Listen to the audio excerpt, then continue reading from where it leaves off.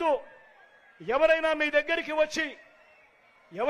దగ్గరికి వచ్చి గవర్నమెంట్ ఇచ్చే డబ్బు లంచాలు లేకుండా వివక్ష లేకుండా నేరుగా ఎక్కడైనా మీ అకౌంట్లోకి వస్తుంది, నేరుగా మీ చేతికే వస్తుంది అని అంటే మీలో ఎవరైనా నమ్మి ఉండేవాళ్ళ అని అడుగుతా ఉన్నాను.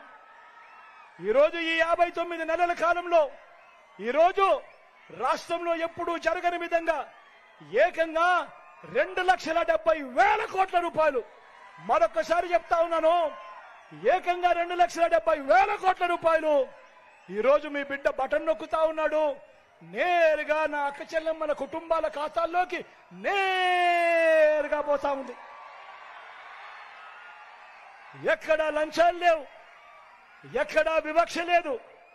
ఇవి జరిగింది ఎప్పుడు అనంటే మీ బిడ్డ పాలనలోనే, ఈ 59 నెలల పాలనలోనే కాదా అని చెప్పి ఈ సందర్భంగా అడుగుతా ఉన్నా. ఈ ఇచ్చే 2,70,000 కోట్ల రూపాయల డీబీటీలో ఏకంగా 75% పైచిలకు నేను నా నా నా నా అని పిలుచుకునే నా ఎస్సీలకు, నా ఎస్టీలకు, నా బీసీలకు, నా మైనారిటీలకు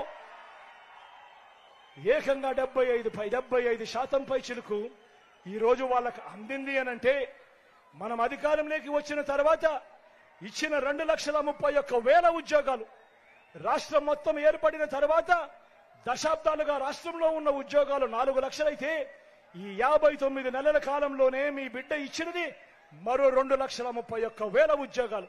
ఈ 2,31,000 ఉద్యోగాలలో 80% పైచిలకు ఈ రోజు నేను నా నా నా నా అని పిలుచుకునే ఈరోజు నా ఎస్సీలు, నా ఎస్టీలు, నా బీసీలు, నా మైనారిటీలు, నా చెల్లెమ్మలు, నా తమ్ముళ్లే ఈరోజు కనిపిస్తా ఉన్నారు అనంటే సామాజిక న్యాయానికి ఇది అర్థం కాదా?